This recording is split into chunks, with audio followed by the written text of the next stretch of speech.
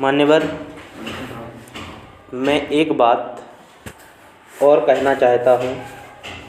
आप देखें कि आज स्थिति यह है कि एक आदमी खेती करता है, वह आदमी वकालत भी करता है, वह आदमी व्यवसाय भी करता है और वह संसद का सदस्य भी बन सकता है। उसके लिए कोई पाबंदी नहीं है। लेकिन दूसरी तरफ 20 करोड़ लोग ऐसे हैं जो कि गरीबी की सीमा रेखा के नीचे रहते हैं, जिनको कोई रोज़गार के अवसर उपलब्ध नहीं हैं और मजदूरी करके अपनी रोज़ की रोटी कमा पाते हैं।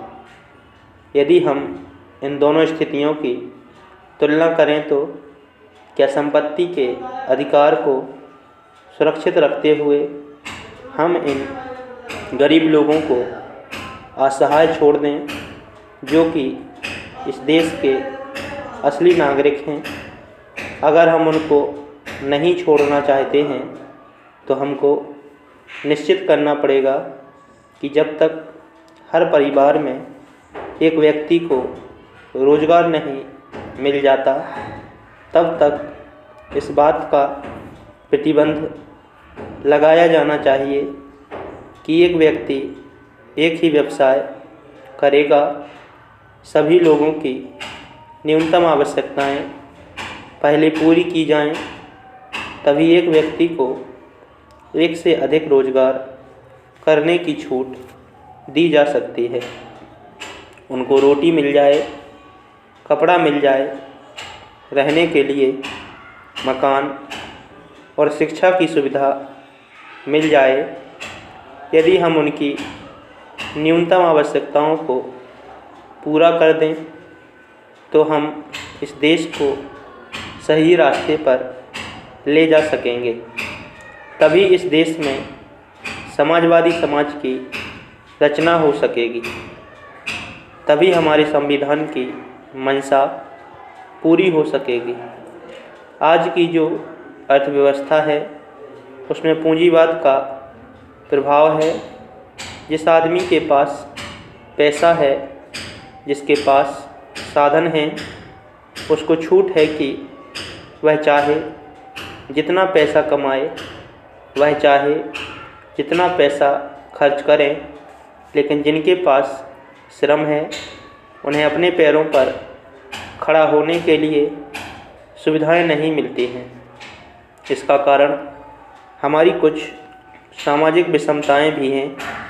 आप चाहे शिक्षा का क्षेत्र लें या रोज़गार का क्षेत्र लें, हर कहीं एक संपन्न वर्ग बन गया है, जिनके बच्चे अच्छी शिक्षा पाते हैं, अच्छा रोज़गार पाते हैं, अच्छे अच्छे पदों पर वे कब्जा कर लेते हैं, लाखों रुपए दान देकर डॉक्टरी या इंजीनियरिंग पढ़ते हैं।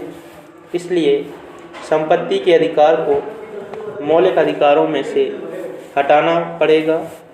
लेकिन मेरे कहने का यह मतलब भी नहीं है कि हम संपत्ति के अधिकार को पूरी तरह से ख़त्म कर देना चाहते हैं और साम्यवाद लाना चाहते हैं, जहाँ सारी संपत्ति केवल राष्ट्र की होती है। मेरा कहना है कि सभी तरह की संपत्ति रहे, लेकिन हमें व्यक्तिगत संपत्ति पर एक सीमा लगानी चाहिए।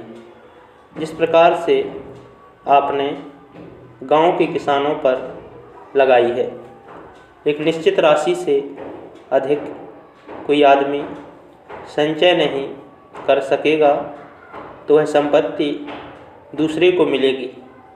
महोदय, हमारे वित्त मंत्री ने इस सदन में तथा दूसरे सदन में माना है कि आज जो हमारे आर्थिक स्रोत हैं, जो हमारी आमदनी है, उसका 60% केवल देश के 20% लोगों पर खर्च होता है।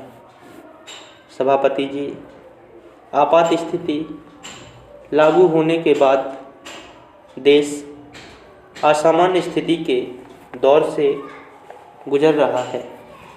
शासन में, समाज में, राजनीति में, अर्थव्यवस्था में कदम कदम पर उसी असामान्य स्थिति के दर्शन किए जा सकते हैं। मेरा अपना अनुमान ऐसा था कि इस विकट स्थिति में शायद बजट भी कुछ असामान्य भी ना हो, विशेषकर तब जबकि लोकसभा का जीवन 1 वर्ष के लिए बढ़ाया गया। उससे मेरे जैसे सदस्यों को यह आशंका होने लगी थी कि इस वर्ष शायद कुछ भारी टैक्स देश की जनता पर लगे। लेकिन जिस तरह का बजट पेश किया गया है, इसको अगर मैं एक शब्द में कहूँ तो यह असामान्य स्थिति में सामान्य बजट है। बहुत दिनों के बाद सरकार कुछ व्यावहारिक बनी है। कई सालों से इस बात की मांग थी कि सरकार देश में आर्थिक संतुलन बनाए रखने के लिए व्यावहारिक कदम उठाए। इस बात से तो सरकार चिंतित थी कि देश में करोड़ों रुपए का काला धन जमा हो रहा है, लेकिन उसके कारण क्या हैं, किस तरीके से भविष्य में काला धन ना बने, उसको रोका जा सके, इस बात की ओर कोई विशेष ध्यान नहीं दिया गया।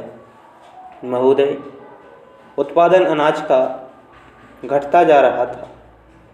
इसकी चिंता सरकार को थी, लेकिन क्यों घट रहा था, इसके कारणों की ओर ध्यान नहीं दिया गया। मजदूर आंदोलनों और हड़तालों से सरकार चिंतित थी, लेकिन उनके पीछे कौन से कारण थे, उनकी ओर विशेष ध्यान नहीं दिया गया। इसी तरह से जो विदेशों में बसे हुए भारतीय हैं, वे करोड़ों अरबों रुपए की राशि विदेशों में जमा कराते हैं, किंतु भारत में उस पूंजी को नहीं लगाया जा रहा है।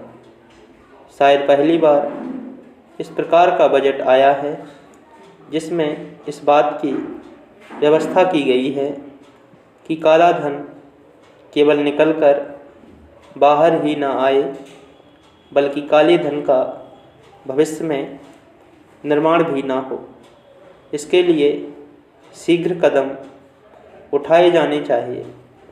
मैं समझता हूँ सरकार ने इसी कारण आयकर की सीमा 77% से घटाकर 66% की, लेकिन जो देश की और दुनिया की स्थिति है, उसको ध्यान में रखते हुए अगर हमें सचमुच काले धन के निर्माण पर रोक लगानी है, तो संभवतः इस कदम को और पीछे ले जाना पड़ेगा, जिससे स्वतः आयकर देने में या दूसरी तरह के टैक्स देने में कठिनाई ना हो और लोगों को चोरी और बेईमानी करने की आदत से बचाया जा सके।